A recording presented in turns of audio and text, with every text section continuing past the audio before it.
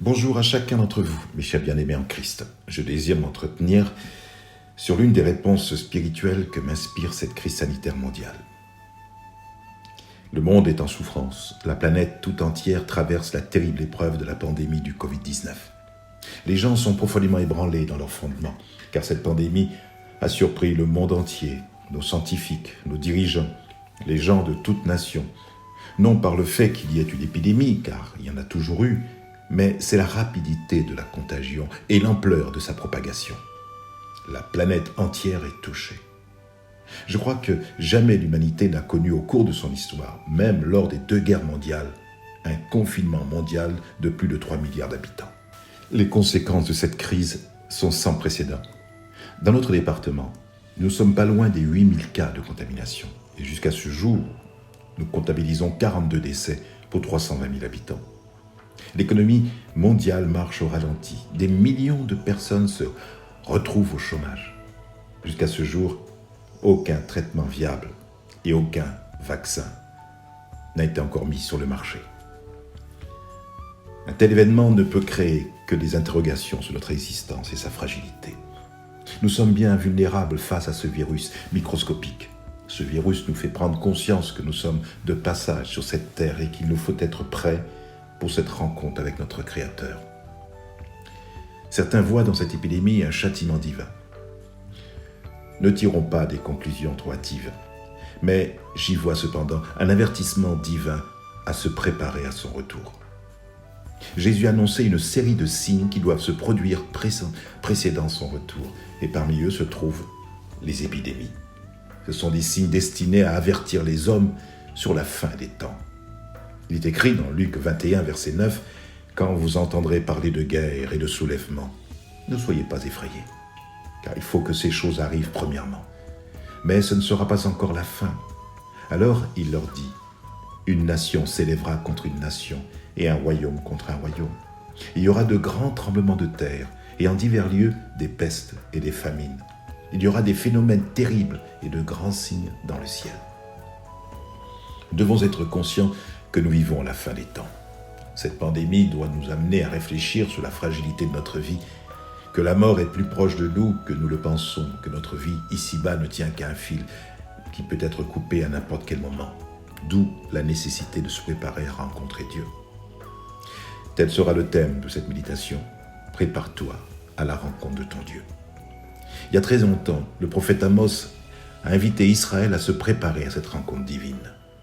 Il est écrit dans Amos 4, au verset 4, « Allez à Béthel et péchez, allez à Gilgal et péchez davantage. Offrez vos sacrifices chaque matin et vos dîmes tous les 3 jours. Faites vos sacrifices d'action de grâce avec du levain. Proclamez, publiez vos offrandes volontaires. Car c'est là ce que vous aimez, enfants Israël, dit le Seigneur. Et moi, je vous ai envoyé la famine dans toutes vos villes, le manque de pain dans toutes vos demeures. Malgré cela, vous n'êtes pas revenus à moi, dit l'Éternel. Et moi, je vous ai refusé la pluie. Et lorsqu'il y avait encore 3 mois jusqu'à la moisson, j'ai fait pleuvoir sur une ville, et je n'ai pas fait pleuvoir sur une autre ville. Un champ a reçu la pluie, et un autre qui ne l'a pas reçue s'est desséché. 2, 3 villes sont allées vers une autre pour boire de l'eau, et elles n'ont pas apaisé leur soif. Malgré cela, vous n'êtes pas revenus à moi, dit l'Éternel. Je vous ai frappé par la rouille et par la nielle. Vos nombreux jardins, vos vignes, vos figuiers, vos oliviers ont été dévorés par les sauterelles. Malgré cela, vous n'êtes pas revenus à moi, dit l'Éternel. J'ai envoyé parmi vous la peste, comme en Égypte. J'ai tué vos jeunes gens par l'épée et laissé prendre vos chevaux. J'ai fait monter à vos narines l'infection de votre camp. Malgré cela, vous n'êtes pas revenus à moi, dit l'Éternel.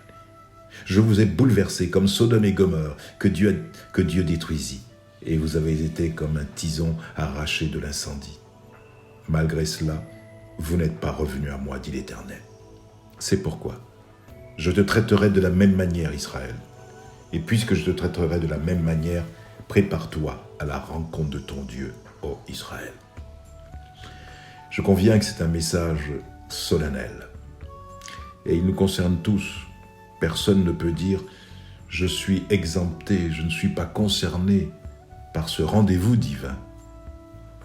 D'ailleurs, ce serait de la pure folie de ne pas prêter attention aux conseils divins dont l'issue peut être glorieuse ou terrifiante si nous n'y prenons pas garde. De plus, je dirais que cet appel est nominatif. Prépare-toi à la rencontre de ton Dieu. C'est strictement personnel, il s'adresse directement à toi. Donc c'est une parole qui nous est adressée à chacun d'entre nous, qui que nous soyons, petits ou grands, croyants ou incroyants. Chacun doit prendre cette parole avec beaucoup de sérieux et non d'une manière désinvolte, car tôt ou tard, chacun sera confronté à cette rencontre incontournable. Dieu veut que tu sois pleinement conscient qu'il faut que tu sois prêt à le rencontrer, cher ami. Avant la grande menace de la confrontation directe qui aura lieu, il est écrit dans Ecclésiaste 7, verset 14, « Au jour du bonheur, sois heureux, et au jour du malheur, réfléchis. » Nous pouvons remarquer, selon le contexte, c'est que cet appel solennel et grave ne provient qu'en dernier recours, car le peuple n'a pas pris au sérieux les avertissements divins. Par les messages du prophète Amos qui dénonçait une religion sans spiritualité, formaliste et sans repentance, Dieu annonçait à ce peuple ces terribles jugements. Il ne pouvait plus supporter les fêtes, les prières, les cantiques d'un peuple qui vivait dans l'idolâtrie et une liberté de mœurs qui déshonorait Dieu. Ainsi, Dieu passe en revue certains de ces jugements qui avaient frappé le peuple à différentes périodes, comme des avertissements d'un jugement futur encore plus terrible. Dans ce passage, nous avons lu, Dieu a envoyé 7 châtiments pour l'avertir. La famine, la sécheresse, la rouille, qui est une sorte de fléau qui frappe la végétation, la maladie du blé due à la sécheresse permanente, les sauterelles, l'épidémie, la guerre, le tremblement de terre.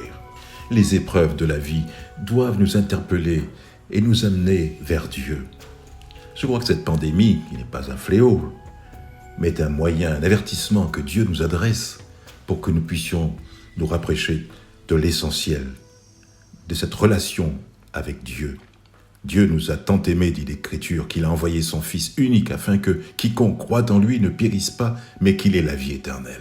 L'Écriture dit que Dieu ne veut pas la mort du pécheur, mais ce qu'il désire, c'est qu'il se repente. Et Dieu se sert de tous ces événements pour nous interpeller afin que nous réalisions quelle place il a dans notre vie et est-ce que nous sommes prêts à le rencontrer. Le but de Dieu, en envoyant ces mots, était de pousser son peuple à la repentance et à la conversion. Or, ces avertissements se sont révélés inefficaces, comme le montre ce triste refrain dans ce texte que nous avons lu où il est écrit à 5 reprises « Malgré cela, vous n'êtes pas revenus à moi ». C'est pourquoi le Dieu d'Israël va venir non dans la gloire, dans une apparition divine, mais dans la terreur du jugement, puisqu'il lui dit « Prépare-toi à la rencontre de ton Dieu ». Oui, c'est une parole certaine, elle doit nous faire réfléchir et revoir notre relation avec lui, car cette rencontre aura bien lieu. Dans Ézéchiel, chapitre 12, verset 21, il est écrit ceci, « La parole de l'Éternel me fut adressée en ces mots, Fils de l'homme, que signifient ces discours moqueurs que vous tenez dans le pays d'Israël? Les jours se prolongent et toutes les visions restent sans effet. C'est pourquoi dis-leur, ainsi parle le Seigneur, l'Éternel, je ferai cesser ces discours moqueurs, on ne les tiendra plus en Israël. Dis-leur au contraire, les jours approchent et toutes les visions s'accompliront, car il n'y aura plus de visions vaines, ni d'oracles trompeurs au milieu de la maison d'Israël. Car moi, l'Éternel, je parlerai. Ce que je dirai s'accomplira et ne sera plus différé. Oui, de vos jours, famille de rebelles, je prononcerai une parole et je l'accomplirai, dit l'Éternel. Fils de l'homme, voici la maison d'Israël, qui dit, les visions qu'il a ne sont pas près de s'accomplir. Il prophétise pour des temps éloignés. C'est pourquoi, dit le Seigneur, dis-leur, ainsi parle le Seigneur, l'Éternel. Et il n'y aura plus de délai dans l'accomplissement de mes paroles. La parole que je prononcerai s'accomplira, dit le Seigneur l'Éternel. Dieu attend de chacun de nous que nous portions du fruit, comme le cultivateur qui sème ses céréales et attend l'été pour récolter ce qu'il a semé. Il vient récolter le fruit de ses investissements dans nos vies. Comme l'a dit quelqu'un, c'est là où nous avons été plantés que nous devons fleurir et porter du fruit. Rappelons-nous la parabole du figuier qui ne portait pas de fruits. Jésus raconte, un homme avait un figuier dans sa vigne. Un jour, il voulut y cueillir des figues, mais n'en trouva pas. Il dit alors à celui qui s'occupait de sa vigne, « Voilà 3 ans que je viens chercher des figues sur cet arbre, sans pouvoir en trouver. Coupe-le. Je ne vois pas pourquoi il occupe la place inutilement. Maître, lui répondit l'homme, laisse-le encore cette année. Je bêcherai encore la terre tout autour et j'y mettrai du fumier. Peut-être qu'il portera du fruit à la saison prochaine. Sinon, tu le feras couper. Cela faisait donc 3 ans qu'il venait récolter ce qu'il avait semé. Et il n'y avait rien. Le figuier devait se préparer à rencontrer le vigneron avec sa hache s'il ne portait pas ce fruit. Oui, dans l'Épître aux Hébreux, un avertissement nous est adressé. Gardez-vous de refuser d'entendre celui qui parle. Car si ceux-là n'ont pas échappé, qui refusèrent d'entendre celui qui publiait des oracles sur la terre, combien moins échapperons-nous si nous nous détournons de celui qui parle du haut des cieux. Rappelons-nous également de la parabole des talents, où après avoir confié certaines sommes d'argent à ses serviteurs, en qui il avait placé sa confiance, il s'en va et revient quelques années plus tard pour récolter le fruit et les bénéfices de cet investissement.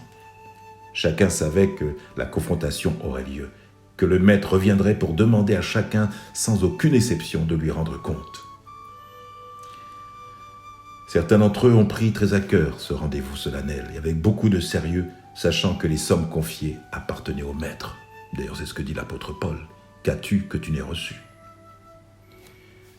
Dans Matthieu chapitre 24, il est écrit ceci. « C'est pourquoi vous aussi, tenez-vous prêts. Car le Fils de l'homme viendra à l'heure où vous n'y penserez pas.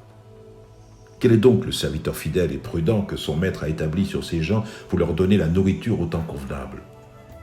Heureux ce serviteur que son maître à son arrivée trouvera faisant ainsi. Je vous le dis en vérité, il l'établira sur tous ses biens.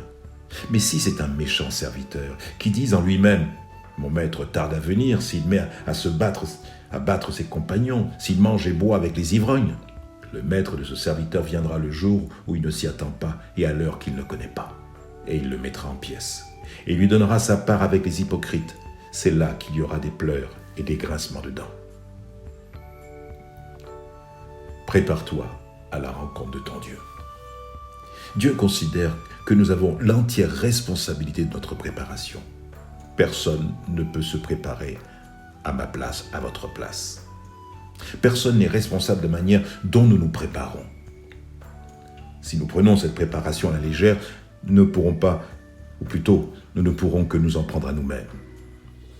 Il faut toujours être prêt, car cette rencontre avec Dieu peut être soudaine, même inattendue. Elle peut concerner notre départ de cette vie. La mort peut venir subitement. Le jour où cette mort ne sera pas révélée, c'est pour cela qu'il faut toujours être prêt à rencontrer Dieu. Cette parole de Dieu donnée au roi Ézéchias a sonné comme un glas pour lui. Donne tes ordres à ta maison, car tu vas mourir. Ézéchias souffrait de maux d'estomac, mais il ne s'attendait certainement pas à ce que cette maladie l'entraînerait à la mort. Dieu nous invite chacun d'entre nous à nous préparer à cette éventualité de la mort. Nous devons nous préparer pour l'ultime voyage. Certes, c'est un sujet tabou, on n'ose pas en parler ou le prêcher afin de ne pas créer une source d'angoisse ou autre souffrance psychologique. Ignorer, ne pas en parler, ne pas y penser, telle est l'attitude que beaucoup adoptent. D'ailleurs, la plupart des gens ne pensent à l'éternité qu'au moment des enterrements. Et ils n'ont alors souvent que des idées confuses et sentimentales basées sur leur ignorance. Vous pensez peut-être et vous estimez qu'il est malsain de penser à la mort. C'est tout le contraire. Il n'est pas bon de vivre en niant ce fait de la mort, en refusant de considérer ce qui est inévitable. Dans l'Ecclésiaste, au chapitre 7, verset 2, il est écrit « Mieux vaut se rendre dans la maison où l'on pleure un mort que dans celle où se tient un banquet. La mort est la fin de tout homme et il est bon que chacun s'en souvienne. » Les Saintes Écritures disent que l'insensé, l'insouciant vit sa vie sans se préparer à ce qui arrivera. Jésus nous raconte dans cette parabole d'un homme qui était fort riche et dont les terres lui avaient beaucoup rapporté. Et cet homme raisonnait ainsi en lui-même en disant « Mais qu'est-ce que je vais faire car je n'ai pas assez de place pour serrer ma récolte ?» Alors il se dit « J'abattrai mes greniers, j'en bâtirai de plus grands, j'amasserai toute ma récolte et tous mes biens. Et je dirai à mon âme, tu as beaucoup de biens en réserve pour plusieurs années. Repose-toi, mange, bois et réjouis-toi. » Mais Jésus ajoute « Mais Dieu lui dit insensé. Cette nuit même, ton âme te sera redemandée et ce que tu as préparé, pour qui cela sera-t-il ? César Borgia, qui vécut de 1475 à 1507, était d'origine italienne, homme politique. Et voici ses dernières paroles avant de mourir. « Dans toutes les circonstances de ma vie, dit-il, j'ai été prévoyant et j'ai toujours pris toutes les dispositions nécessaires. Et voilà que maintenant je dois mourir sans y être préparé. » On peut trouver aussi cette insouciance parmi les comportements de certains enfants de Dieu. Nous ne donnons pas toute l'importance à cette préparation à rencontrer Dieu, surtout envers les personnes qui sont en fin de vie même. Je comprends qu'il faut beaucoup de tact pour annoncer à une personne en fin de vie qu'il faut qu'elle se prépare. Ce n'est pas une chose facile. Certains préfèrent ne rien dire et d'annoncer que ça ira mieux demain. D'autres vont prendre très tard cette décision de parler. Mais il est trop tard. Ils n'ont pas eu le temps. Les gens n'ont pas eu le temps de se préparer. Il est dit, mets ta vie en ordre, car tu vas mourir. C'est ce que Dieu a dit par la bouche de son serviteur Ésaïe au roi Ézéchias. Et ce dernier s'est tourné vers Dieu, et Dieu lui a donné 15 années de plus à vivre.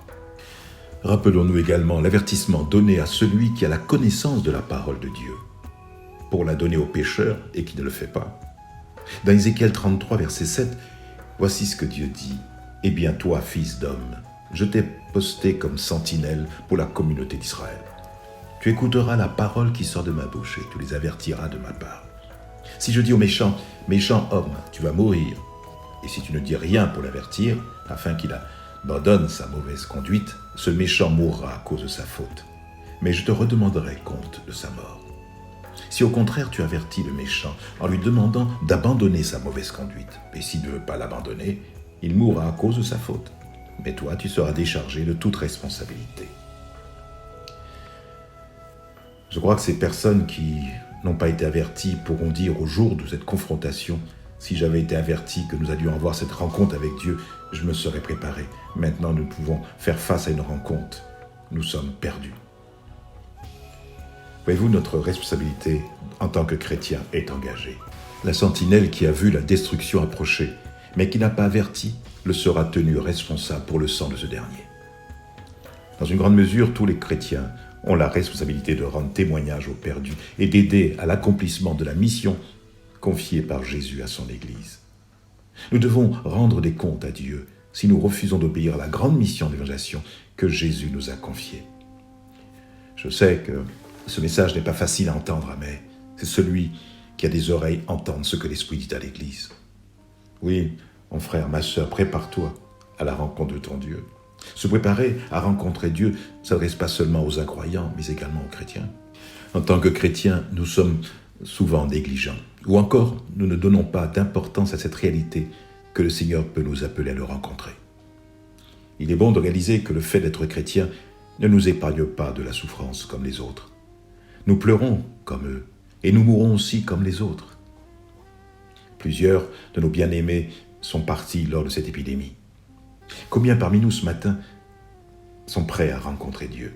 L'apôtre Paul, lui, il était prêt. Il est écrit dans Actes au chapitre 21, verset 10.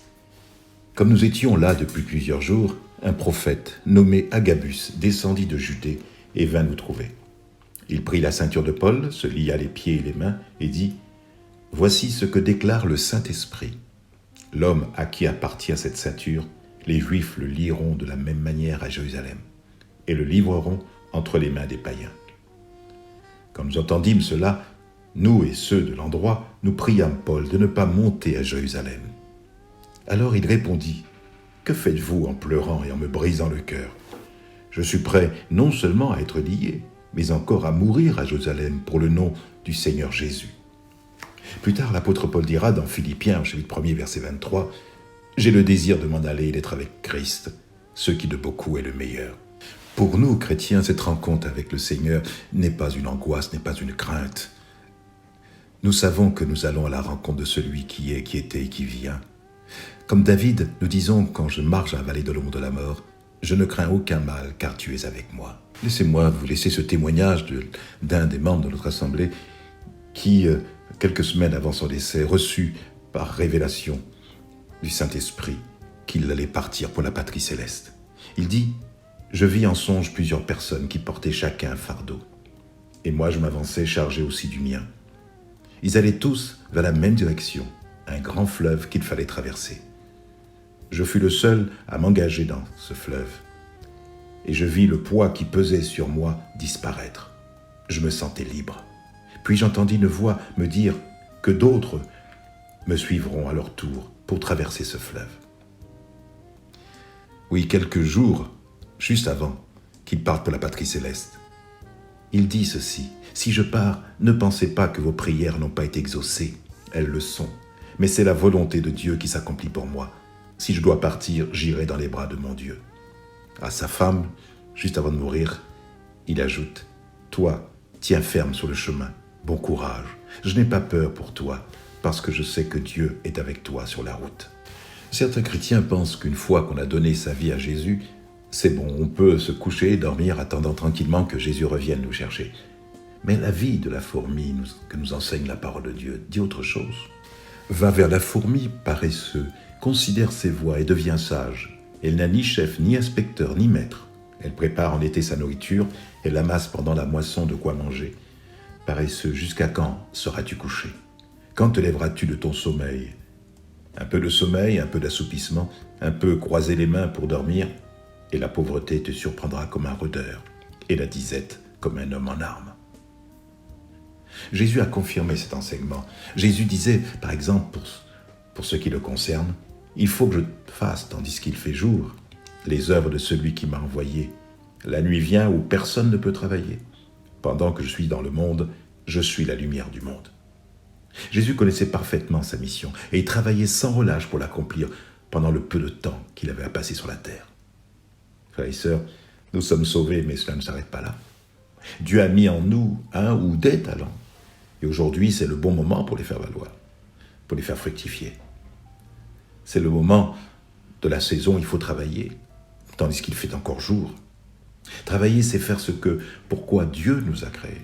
Travailler, c'est accomplir sa destinée, c'est accomplir ce que Dieu nous a appelés à faire sur la terre. Après le départ de cette terre, de notre enveloppe corporelle, ce ne sera plus possible. Le temps du jugement viendra. Il ne sera pas possible de remonter le temps, de revenir sur la terre pour accomplir la mission. Ce sera trop tard. Prépare-toi à la rencontre de ton Dieu. Il nous faut être prêts pour rencontrer notre Seigneur, être prêts pour son retour.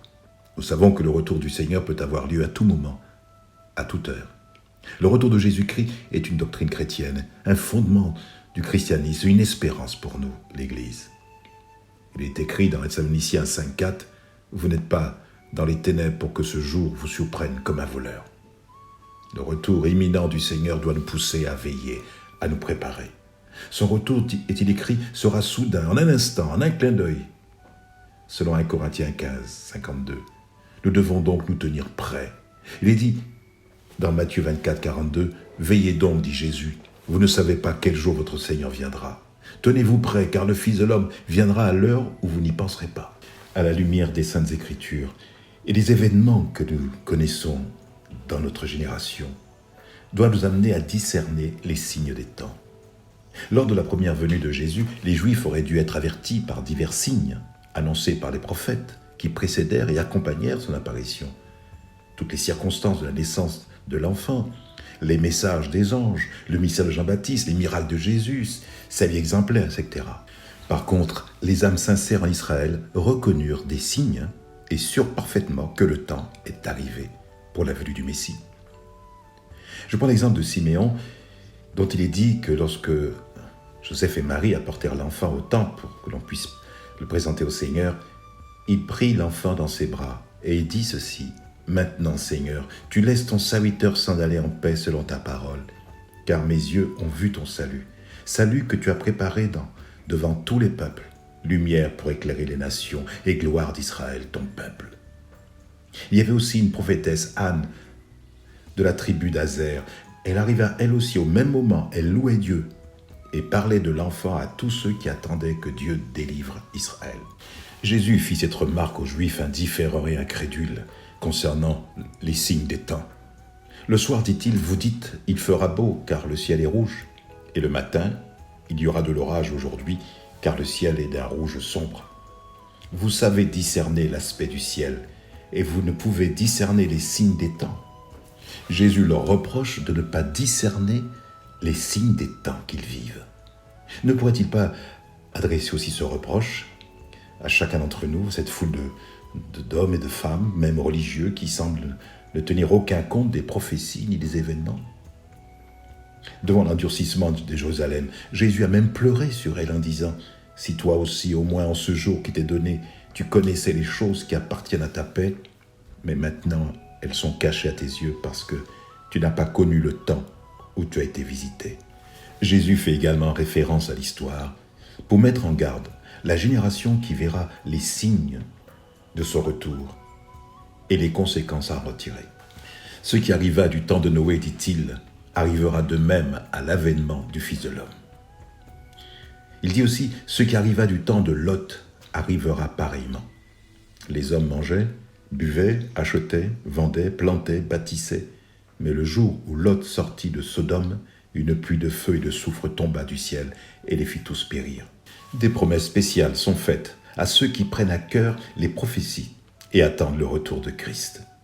Il est écrit « Heureux celui qui lit et ceux qui entendent les paroles de la prophétie et qui gardent les choses qui y sont écrites, car le temps est proche. » Apocalypse 1:3. Et voici, je viens bientôt. Heureux celui qui garde les paroles de la prophétie de ce livre. Et dans Daniel 12, verset 4, il est écrit « Toi, Daniel, tiens secrète ces paroles et scelle le livre jusqu'au temps de la fin. Plusieurs alors le liront, et la connaissance augmentera, car ces paroles seront tenues secrètes et scellées jusqu'au temps de la fin. Aucun méchant ne comprendra, mais ceux qui auront de l'intelligence comprendront. » L'apôtre Paul pouvait écrire à Timothée en disant « J'ai combattu le bon combat, j'ai achevé la course et j'ai gardé la foi. Désormais, la couronne de justice m'est réservée. Le Seigneur, le juste juge, me la donnera en ce jour-là, et non seulement à moi, mais encore à tous ceux qui auront aimé son avènement. » Jésus lui-même a déclaré « Que vos reins soient saints et vos lampes allumées, et vous, soyez semblables à des hommes qui attendent que leur maître revienne des noces, afin de lui ouvrir dès qu'il arrivera et frappera. Heureux ces serviteurs que le maître à son arrivée trouvera veillant. Je vous le dis en vérité, il se scindra, les fera mettre à table et s'approchera pour les servir. Qu'il arrive à la 2e ou la 3e veille, heureux ces serviteurs, s'il les trouve veillants. Ainsi, le Seigneur déclare heureux ceux qui, selon la prophétie, attendent son retour. Il promet une couronne de justice à tous ceux qui auront aimé son avènement. Voulons-nous vraiment être de cela? Quelle doit être aujourd'hui notre attitude en face des signes qui s'accomplissent? Eh bien, gardons-nous d'être troublés. L'ensemble des signes prophétiques laisse entrevoir un avenir effrayant pour le monde. Jésus a dit, vous entendrez parler de guerre, de bruit de guerre, gardez-vous d'être troublés, car il faut que ces choses arrivent. Nous devons en somme nous garder constamment de 2 écueils. Premièrement, de l'indifférence à l'égard des signes qui rendraient nuls les avertissements de Dieu. Et deuxièmement, d'une sensibilité exagérée qui nous ferait chercher des signes même là où il n'y en a pas. Jésus dit une chose très importante lorsqu'il parle du figuier. Il dit « Dès que ses branches deviennent tendres et que les feuilles poussent, vous connaissez que l'été est proche. De même, quand vous verrez toutes ces choses, sachez que le Fils de l'homme est proche, à la porte. L'homme qui voit le figuier pousser sait que l'été est proche. De même, les chrétiens doivent savoir quand le retour du Christ sera imminent. C'est impératif. Certes, personne ne sait ni le jour ni l'heure. Mais Jésus nous dit que nous devons savoir quand le Fils de l'homme est proche. À plusieurs reprises dans les évangiles, dans Matthieu, dans Marc, où le Seigneur dit « Sachez que le Fils de l'homme est proche ». De même, quand vous aussi, quand vous verrez ces choses arriver, sachez que le Fils de l'homme est proche. Donc nous devons nous redresser. Il dit, quand ces choses commenceront à arriver, redressez-vous et levez vos têtes parce que votre délivrance approche. Oui, le retour de Christ est la chose la plus réjouissante que l'on puisse imaginer. Oui, prépare-toi à la rencontre de ton Seigneur. Comme un clairon, il nous appelle au réveil.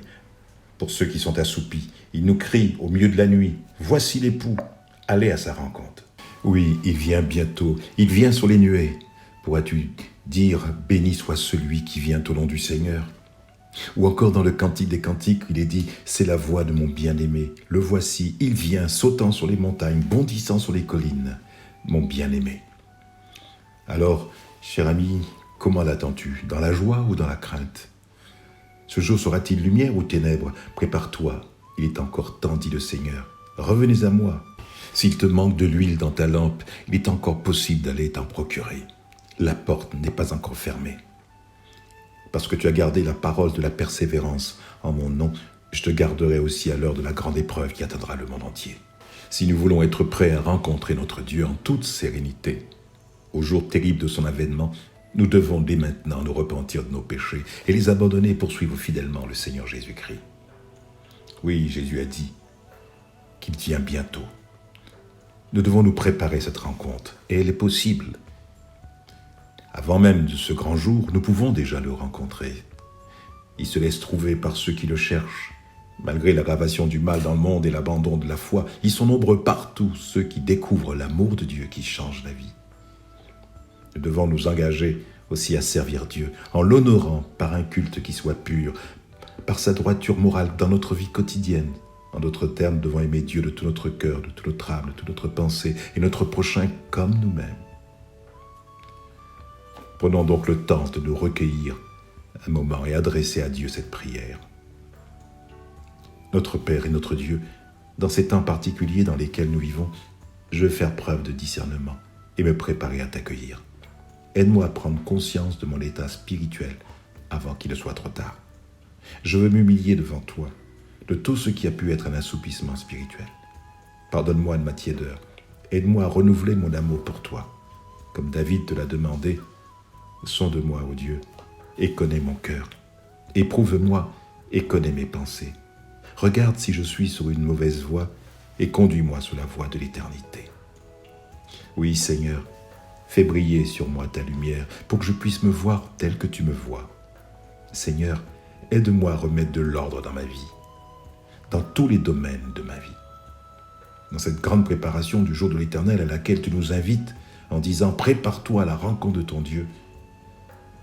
Père, donne-moi d'être prêt lorsque le jour viendra, lorsque la trompette sonnera et que Christ apparaîtra.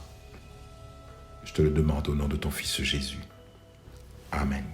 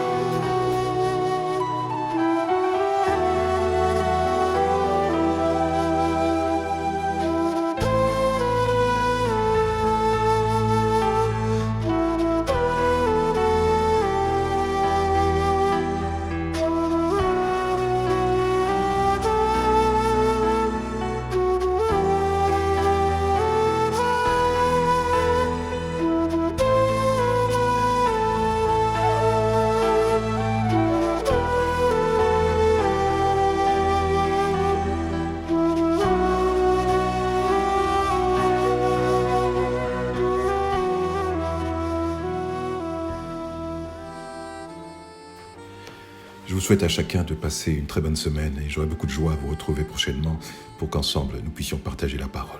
Dans ces temps difficiles dans lesquels nous trouvons, continuons à prendre soin des uns et des autres, à nous intéresser à notre frère, à aider aussi notre prochain. Je vous encourage à continuer à prier, à vous tenir devant le Seigneur. Dieu fait toutes choses belles en son temps. Faisons preuve de patience et continuons dans la foi, à nous attendre à une intervention merveilleuse de notre Seigneur sur la situation épidémique de notre pays. Soyez bénis et on se retrouve prochainement. Au revoir.